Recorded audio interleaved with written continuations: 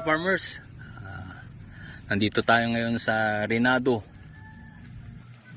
Bayambang, Pangasinan. Ito po yung binlog po natin kung saan ito yung nagtitwist. Ito yung nagbagsakan na siya.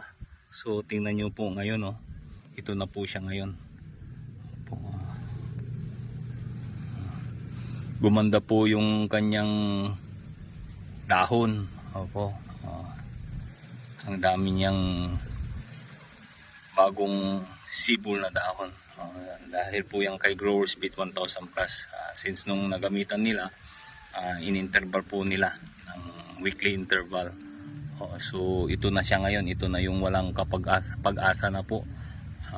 Yung may-ari lungkot na lungkot. So ngayon tuwang-tuwa po siya dahil sabi niya parang aani daw siya ng maibabalik, kahit maibalik lang yung puhunan niya, sabi niya. Pero ang nakikita namin po, talagang gumanda na po yung kanyang bunga.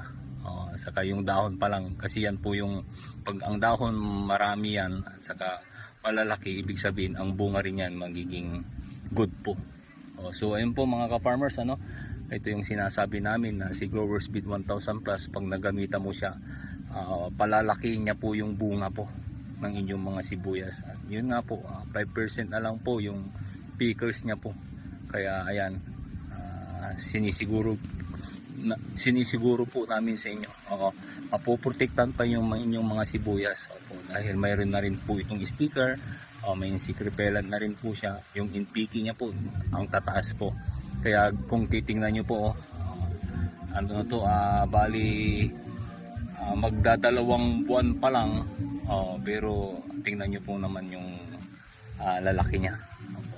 So ayan mga ka-farmers, ito po yung aming update dito sa Reinado, Barangay Reinado, Bayambang, Pangasinan. Ang araw po ngayon, January 13 po. Ayan po mga ka-farmers, ito po ang aming update dito sa Bayambang. To God be the glory po. God bless us all.